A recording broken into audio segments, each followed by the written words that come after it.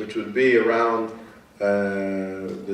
like 500 BC. Around that time, they, and it's very, very interesting to remember this, 500 BC would be about 250 years after the 25th dynasty. The 25th dynasty, the dynasty that was led by Pianki, Shabaka, Shabataka, and Taharka, who were considered the Nubian kings, 25th dynasty, where they had reformed the society and actually restored literature and art and culture. They created a whole revolution.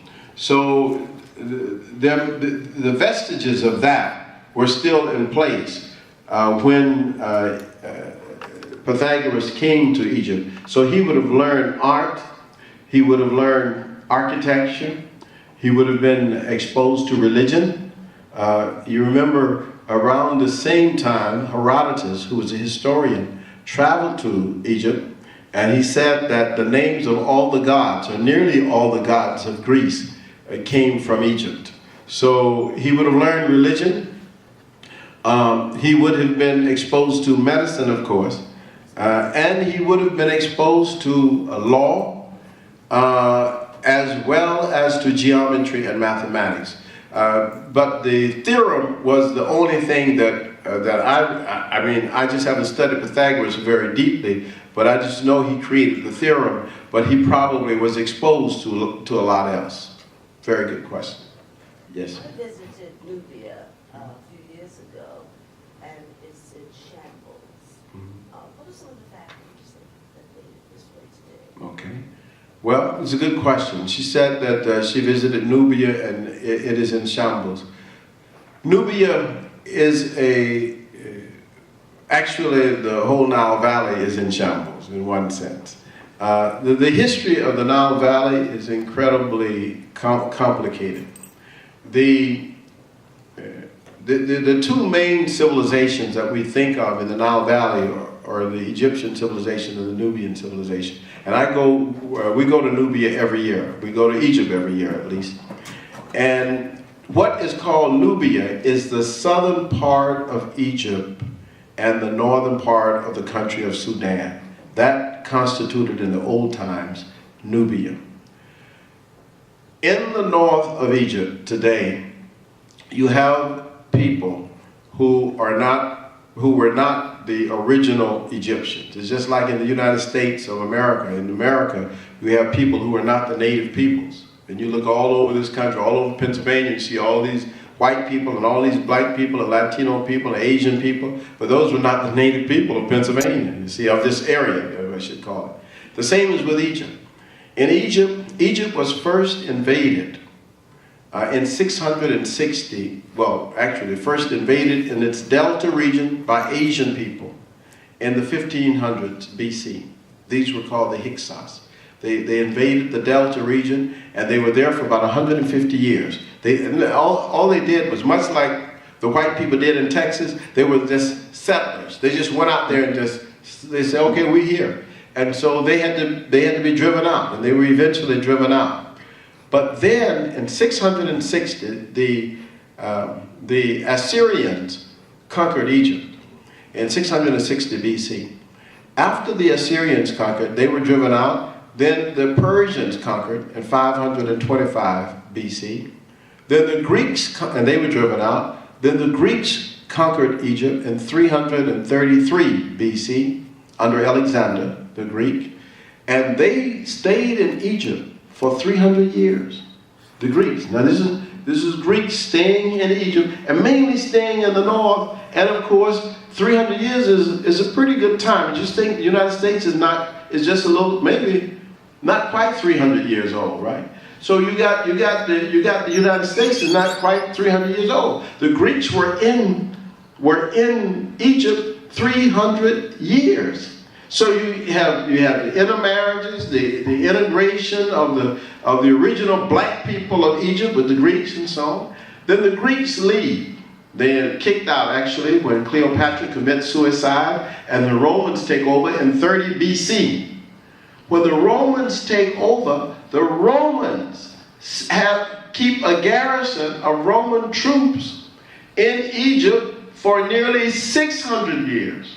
They stay until the indigenous black people that we now today sometimes call Nubians, these people asked the Arabs to come over to Egypt to help throw out the Romans.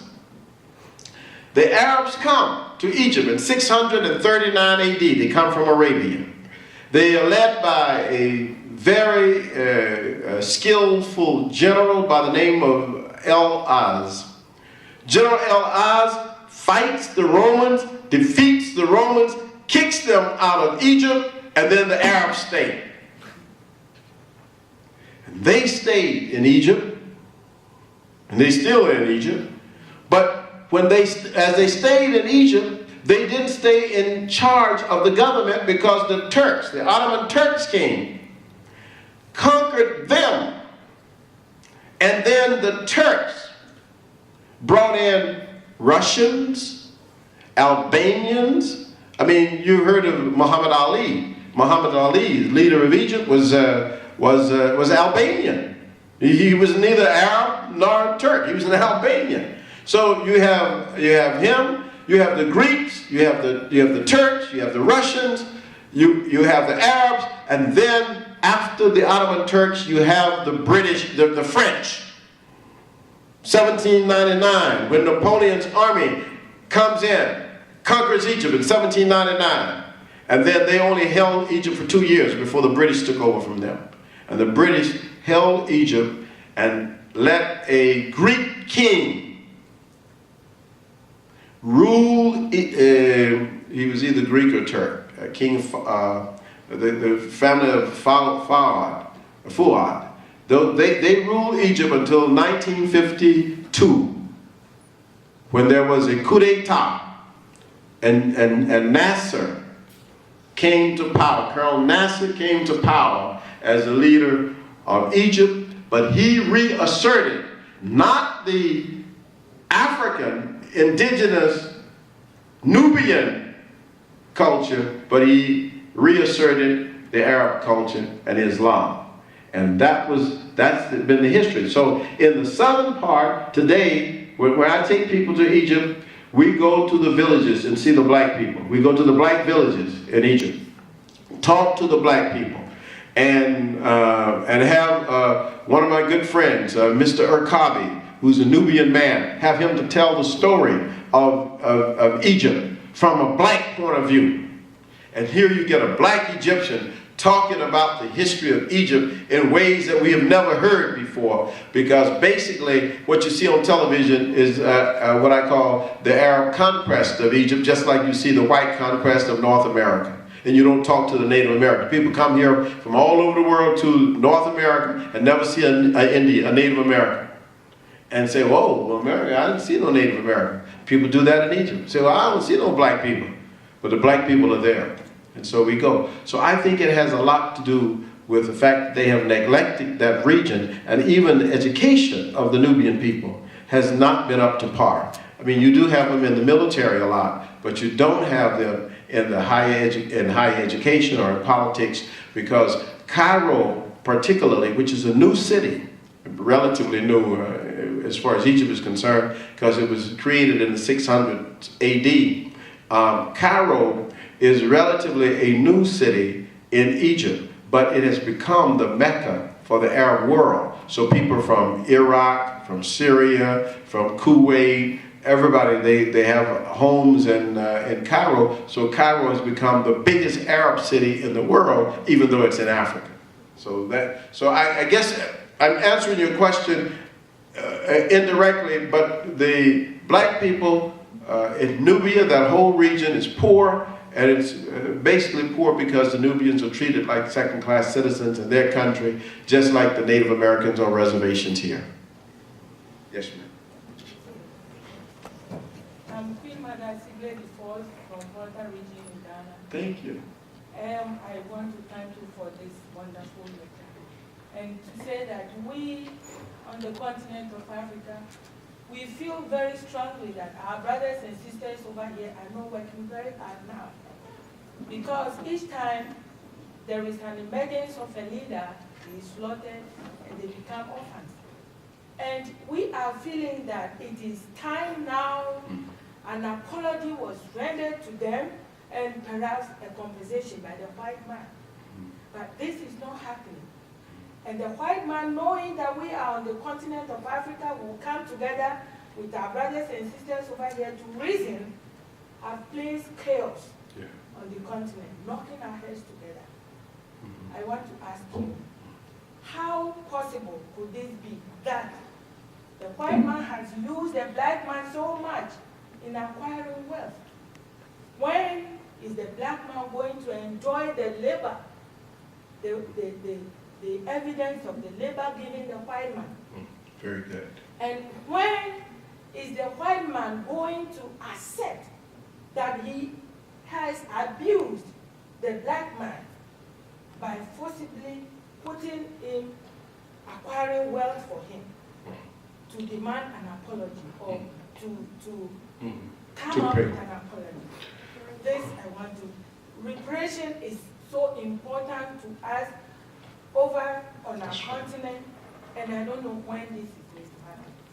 Queen Mother, thank you. You know, you have made a very good point. I believe that the time has come for us to always remember that reparations on the continent of Africa and even in the Americas are far overdue. You see, Africa is the richest continent on the face of the earth, and yet we have some of the poorest people on the face of the earth. And it is because of the exploitation of the continent of Africa. And it has been exploited for about 500 years. And the exploitation of Africa has given wealth to Europe. They do not produce diamonds in Europe, but yet they wear lots of diamonds. They do not have a whole lot of gold production in Northern Europe. They have some in Russia, but they have lots of gold. Where do they get this gold? Where does Fort Knox go? Where all this stuff come from? Africa has been the source of so much wealth in the white Western world. And the reparations are due not just for the material wealth, physical wealth, but also for the human beings who were uprooted from the continent of Africa. Africa lost its sons and its daughters in the slave trade. When it will end, we will end it. We end it in our hearts tonight. I mean, I always say, you have to say, it's done, it's over, no more, won't happen again. And then we begin the process of taking back what belongs to us. When will the white man recognize it? I don't know. They may never. It doesn't matter. I mean, they may never recognize the abuse that they have given. But what does matter is that we recognize that we don't take it anymore, and that it's over for us, you see. I believe, however, that like reparations that the Jewish people have gotten, and like other people have gotten, the Japanese people have gotten reparations, I think that our time is coming. And there are big movements all around the world for reparations for African people. And on the African continent, the sowing of discord is not unlike the sowing of discord here. The Europeans have always been able to find Africans who will be collaborators. I mean, this is why we have, in our own community of African people, we have people who hate themselves, who hate their people, and who will do anything to gain favor with Europe. On the African continent, it's the same way. If you take all of the situations where there's warfare going on in Africa now, for the most part, behind that warfare has to be European powers. Take Sierra Leone right now. Most people don't even realize that this trouble in Sierra Leone is over diamonds. It's about who controls the diamonds. Charles Taylor in Liberia has been actively involved in it, and those powers that are behind them are people who cut the diamonds, And where the diamonds cut? In Antwerp or in Israel. So somebody else is involved in that. Africans don't cut diamonds.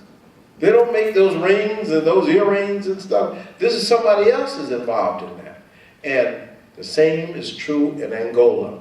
The process of the oil, the gold, the diamonds, the uraniums in Angola, people are fighting, but how will those groups like UNITA get guns? Where do they get guns from? They don't make guns in that part of Africa.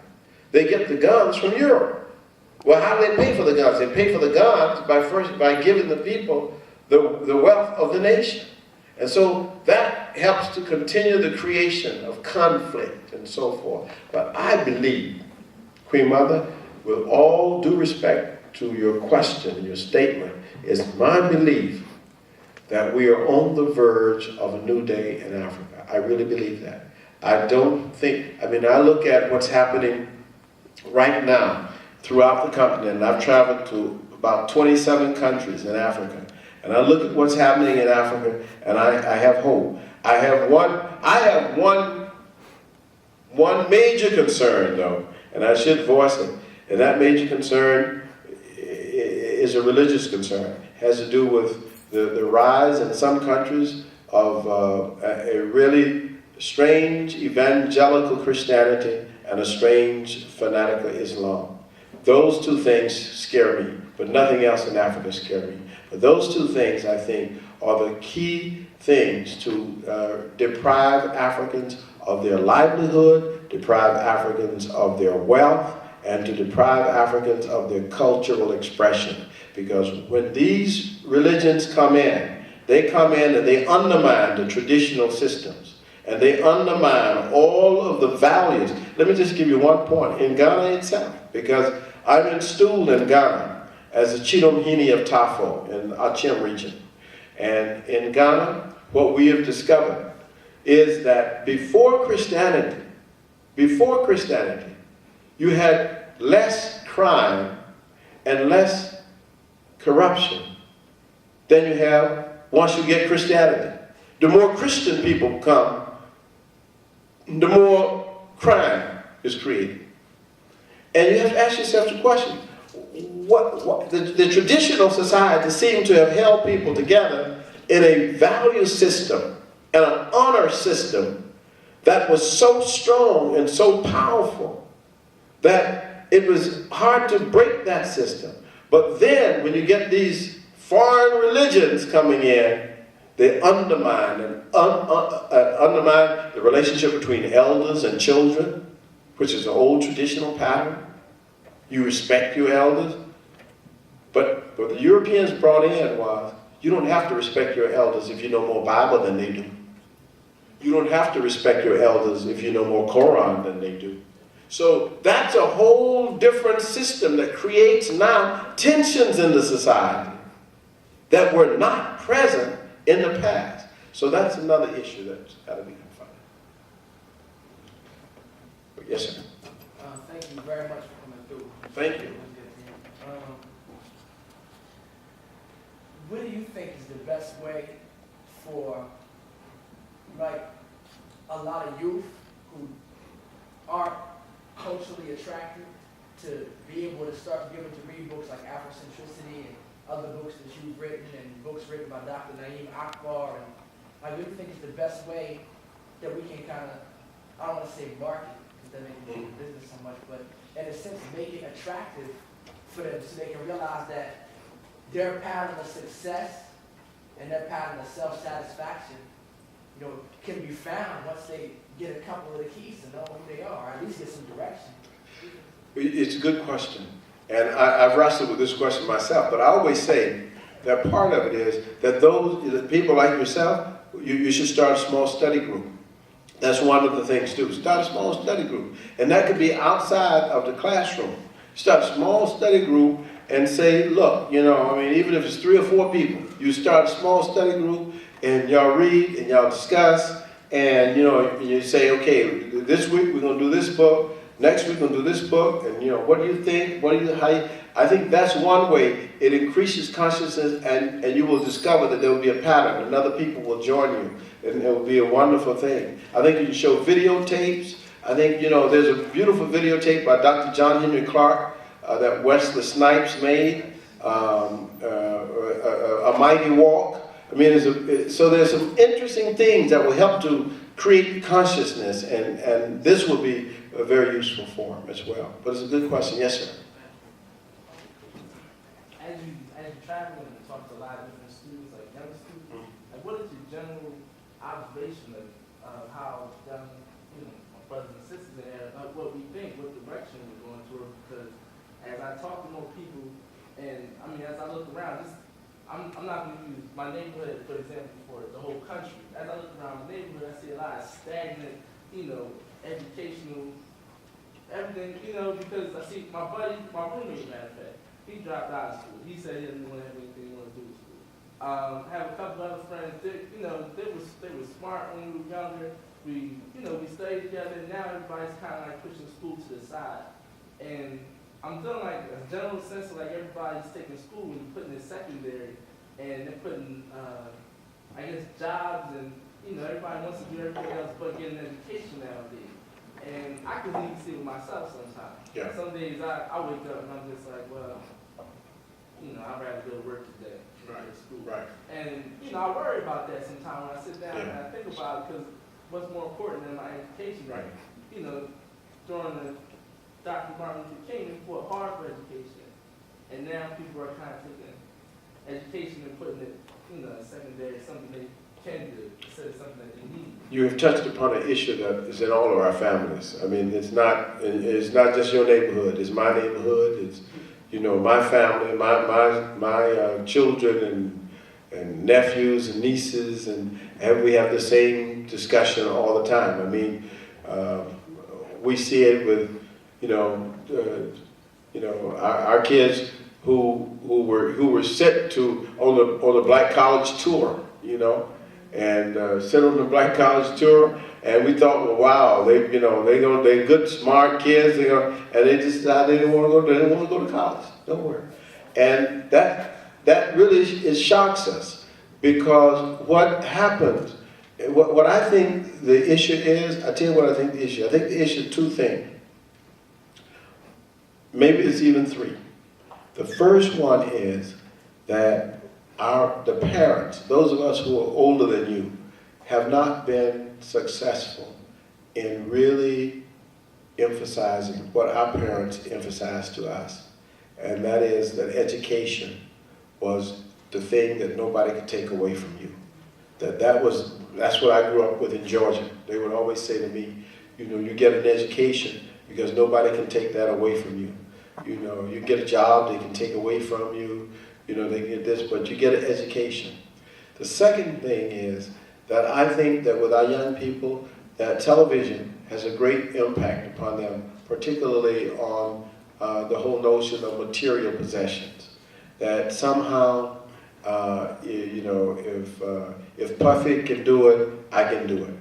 And I can make my millions, and I can work hard, and I'll have it, and I don't even have to worry about going to college. And I've always said that is a terrible mistake, because ultimately, college is not about even making money. College is really about something that's, again, another basic value that we have forgotten about in the African American community. And that value was, you go to college. My grandmama used to say it. My grandmama used to say, you go to college, boy, because when you come out of college, you ought to be more better. It's more betterness. It'll make you more better. That's a whole concept that we don't forgot, but that was a value in the community.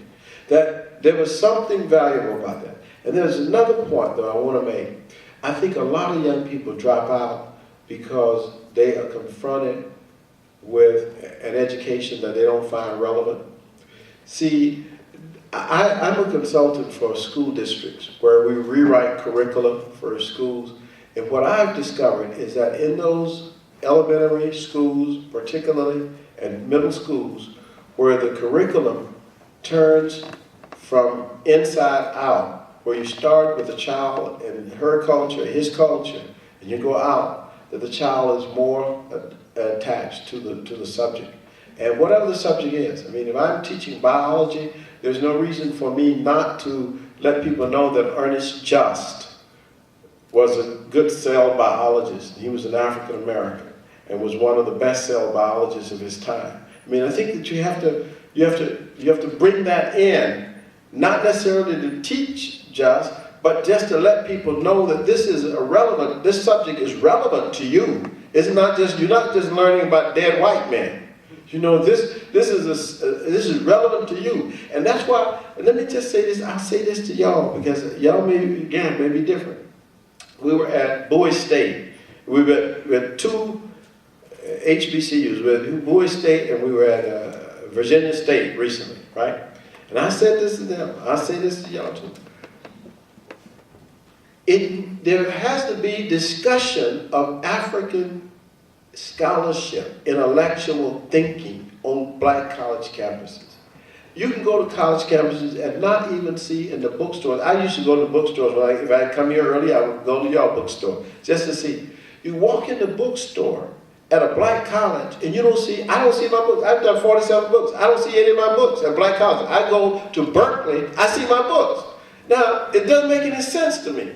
It's like, wow, how is it that African-American intellectuals' works are found in these white bookstores, but they're not found on black college campuses? I don't know what the mechanism is. I had this discussion with the president of Delaware State a couple of years ago. Same issue, because I walked in the bookstore. I said, well, how can this be? So part of our issue, and part of the issue of these young people who drop out, is one of the things we've got to do is to figure out a way to make this information relevant to their lives. I mean, I'm sorry to go on so long, but that's basically it. Yes, sir. A lot of these institutions are restructuring their curriculum to make their education relevant. Relevant is translated over many years as being you go to school, you get a better job. Now, we know now that you can get a better job, meaning more pay, if you don't go to school. That's right. That's right. So can you, Yeah. can you explore that a little bit? Yeah, I appreciate that comment, because that's precisely what, I mean, I think you're saying precisely what I'm saying. You cannot, and Wade Nobles, who teaches at San Francisco State, once said that. He said that you don't have a contest with any young person about go to college to make more money, because you lose. That's not the argument to have. Now, I mean, you could say that, you know, you could secure your future a little better by going to college, but whether you make more money that's really up in the air. I think that the significance of going to college or getting an education, the significance of getting an education is that ultimately you will be in a position to help the community and help the nation and help the world. Look, no one is guaranteed anything, but college gives you a one-up on a lot of things in the world. If you go to college and you get the kind of education that's going to create consciousness. I don't think that we should go to college just to get a job. I think we should go with the attitude that we may even be able to make our own job. That's a whole different thing. And I think that we should need to stop teaching black children to go to school to get a job. Because I hear even students at Temple come to me and say, well, you know, I'm trying to figure out how to get this job. And that's fine. But I wish that we had a more entrepreneurship attitude about it.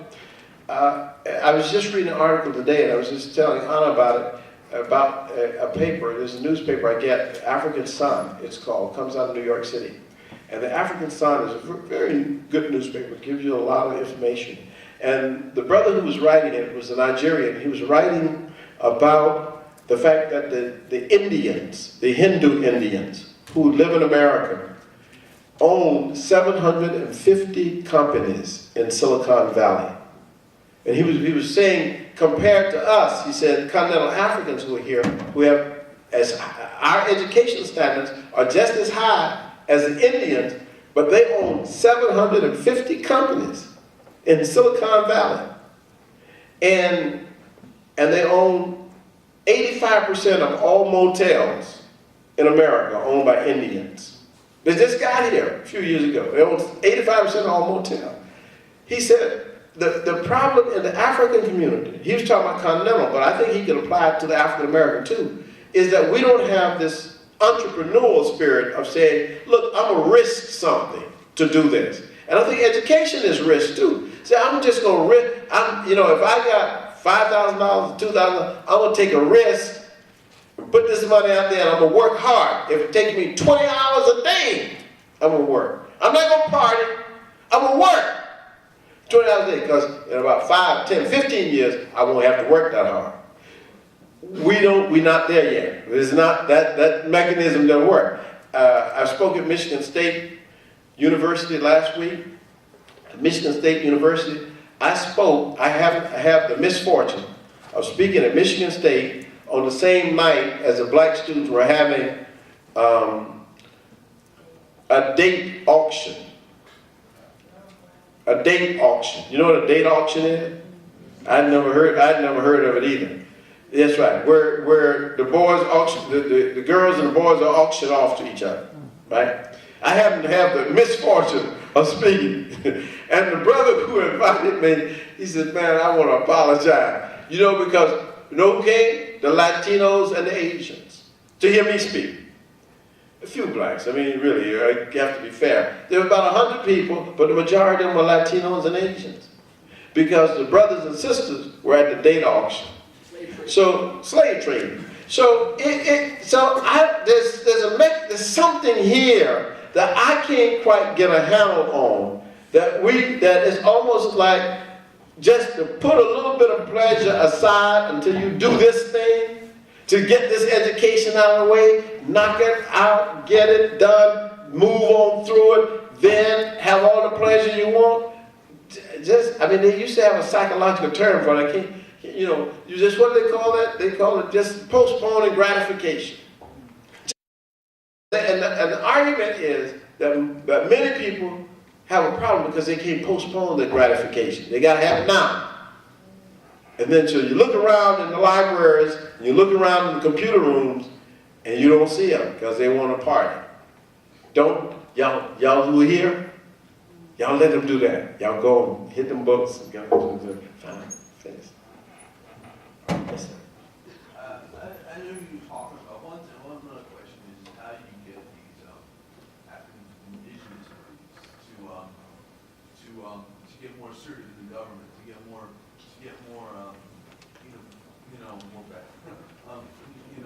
better positions and stuff like that, as opposed to just the Christian. That's a good question. Let me answer that one first, because it's a good question. He asked a good question, because this question came up when I was in Ghana, because this is a real issue here. There's a separation in Ghana between, and it may be in other African countries too, if you're a traditional ruler, you cannot be involved in politics. However, people who are traditionalists can be involved in politics, but one of the big issues that they had in Ghana the last couple of years, and I don't even know how it was resolved, was whether or not people should be allowed to give libations in public. To me, this was a non-starter. Libations are traditional to Ghana. It's like you pour libations to the ancestors, it's traditional. But what happened was that the Christians objected to the government officials pouring libations in public. They said they should have prayers. So there was a big contest there, and I don't know, maybe the tradition is lost. So I think that part of the problem is, again, this is why I say Afrocentrism is so important. Part of the problem is that we have just adopted the white man's ideas, everything. Everything the white man gives, we say fine. And so the indigenous traditionalists have to create a spirit of consciousness that will allow them to have influence on the government. It's a good question. Thank you. Second. Somebody that is, what's it called, giving, what's that? Libation. What is that? Yeah, libation is really a celebration of the ancestors. And it normally you pour drink to the ancestors before you have open any public meeting. And the Christian said, well, instead of doing that, let's pray. My second question was about, you mentioned respect to the elders, and, you know, I respect that in some way, but I think you should have a more democratization. What I think is that you have a lot of black people today, and a lot of you in general, right, too, but predominantly black people, don't have pride in being who they are. They don't have pride in, like, they think that if you're not a gangster or something like that, and I don't want to be stereotypical, but the media has portrayed the stereotype. If you're not a gangster, you can't be a black young intellectual. You can't learn for your own sake. You know, you gotta go out there and do this and this. You gotta be a stereotype. You can't, you know, and then of course you have some people saying, oh, you gotta respect your elders, and that's true, but you have to also respect yourself, and you have to be proud of being young, but you can't let the respect just go pleasure. You know what I'm saying? I appreciate that. The only comment I would add, though, is that the respect for elders is traditional to African culture. See, it's not like it's not democratic. We don't have the democratic tradition that we may have gotten to that now, but even in the old days in this country, there was tremendous respect. I know when I was growing up, I mean, I see children now, for example, even my own children, you know, do things that I could not have done. I mean, I couldn't speak when adults were speaking. You know, there was no way that I could be entering a conversation with the older people. I could listen. I could maybe ask a question later, but I couldn't enter a conversation. And I like that. I mean, because it gives you a chance as a child to learn. You learn to judge people. You learn to listen. You have a greater degree of appreciation for arguments and so on, rather than to try to engage in conversation with adults. But it's not necessarily the only thing that we can do. I think that we also have to also be willing to listen to young people, and I think the elders are. But the relationship, but the key of loving yourself and respecting yourself, I think you're perfectly right. You're right. I think that young people need to do that, but they can only get that from the elders. All right. One more question. Final question? Yes, sir. Yes, sir. Yeah, in the course of your lectures, you make mention of the fact that Elijah Muhammad was articulating the view that there should be self-reliance. And Marcus Garvey too was making the point that we should create institutions that will be self-sustained. Okay. And you also said that the problem of blacks were not jobs, were not employment, was not housing. How do you reconcile? It's a good question. Yeah, it's a good question. Reconciliation is quite easy on that score. Because I think that both in Garvey's case and Muhammad's case and anybody else who's espoused what I call African American nationalism, I think the fundamental thing is that consciousness precedes economic development, consciousness precedes unity, consciousness precedes anything. And the reason they put consciousness first, and even in all these cases, is because you want people to be able to sustain, and you don't want people to simply have the shell itself. You want them to have the substance.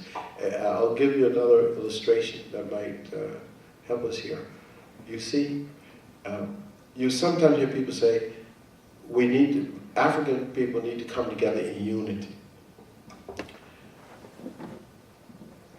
The Afrocentrist says, you can't come together in unity unless you have something around which to unify. That the call for unity never succeeds, and it never succeeds because people are not on the same page in the book. You have to create the same consciousness. And if you create the same consciousness, you will not even have to ask for unity. It will already be there. So that's the key. So in terms of self-sustaining institutions, we want them and we need to have them. But take a look at what Elijah did. Elijah, in order to try to create that consciousness, I believe he created the mythology. He expanded this mythology because that was to give people a common pattern so that they could operate on. I just happen to believe it was a wrong pattern, but he was trying to figure out, he was trying to create a solution to the problem. And that's why he went the way he did. I think in Garvey's case, I think one of the major problems was a lack of an ideology. Except he had the tools. He was one of the smartest men who ever lived in this country. He had the tools, the right words, and the right rhetoric, but no sustaining ideology except Africa for Africans. And so that was a problem. I mean, the program was not detailed enough so that people could say, okay, let's unify around this. What I tried to do with Afrocentricity in a practical way is to create an idea that the Pan-Africanists can have in Africa and in America and in people in Brazil. There's a great Brazilian Afrocentrist, Abdias do Nascimento, all right? But they're Afrocentrists throughout Central America, South America, in Canada, and so forth. And the commonality is that we believe, and it's a very simple commonality, we believe in exercising and projecting African people as subjects in all realities where African people are in situations. This is a very simple idea. Now that's something that people can, a lot of people can say, okay, I can do that. If I'm doing an analysis, for example, of a piece of literature, and I read in the literature that and I see that the author is projecting Europe where he should be projecting Africa, it also gives me a critical tool. And I can make my critical analysis based on that, you see. So that's the way I see it. My next question is, why is it so difficult for people of African descent to have dual citizenship? It's not difficult. Okay. No, I understand what you're saying. It's not difficult. It's just not. It hasn't happened to the degree that it should. Now, the Ghana government has proposed, and they have been discussing the notion of freedom to work, which is a little different from dual citizenship. The African American expatriate community in Ghana had a big meeting a year ago, trying to get the Ghana government to move forward on dual citizenship. But the Ghana government, instead of doing dual citizenship, created something for that they call right to work, which is also very significant. It's almost like dual citizenship. In other words, you can go to Ghana as an African American and work in Ghana without necessarily having to have any particular paper. You have the right to work as an African person. You have the right to be in Ghana. That is one of the things that they have been articulating. The African Americans still say, the ones in Ghana, that we want a Ghanaian passport. And I think the hang up to that, as far as the Ghana government is concerned, is that the notion of, because they came out with this as a dual citizenship. They came out with dual citizenship, but dual citizenship for Ghanaian citizens. if a Ghanaian citizen is in the United States of America, the Ghanaian citizen can have citizenship in the United States and citizenship in Ghana.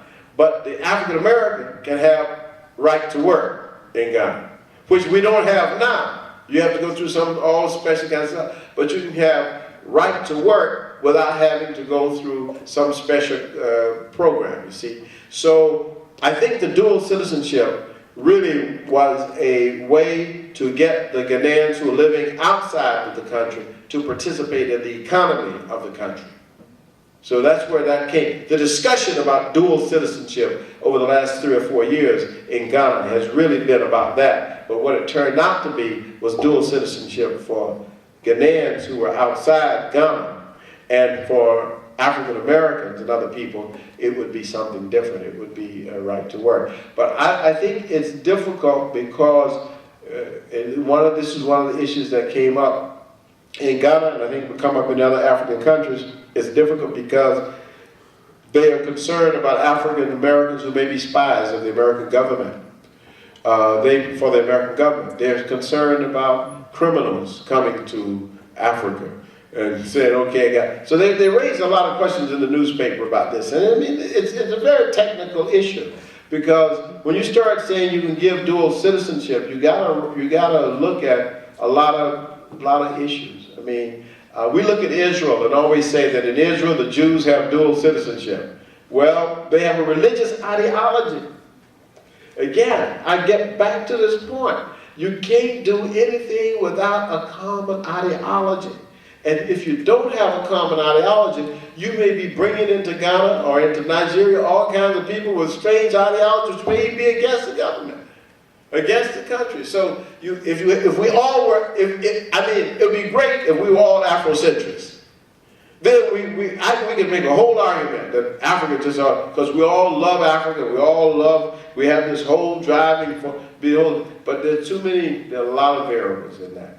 In the Jewish situation, I had a friend, a neighbor in Buffalo, New York when I lived there. He was a doctor, gave up his practice, gave up everything. He was a Zionist. He was going back to Israel, you see, going to Israel. Gave up everything in New York to go to Israel. But the ideology was Zionism. It's a different thing. We don't have that now. Thank you all very much.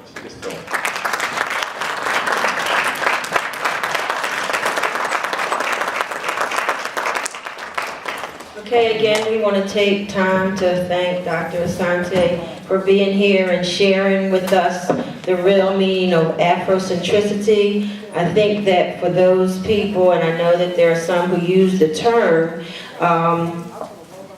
but have not explored what it means. A lot of people, and I've heard students say this to me, that it's a way of dressing and that kind of thing. I remember talking to someone about his braids, and he said, oh, it's Afrocentric.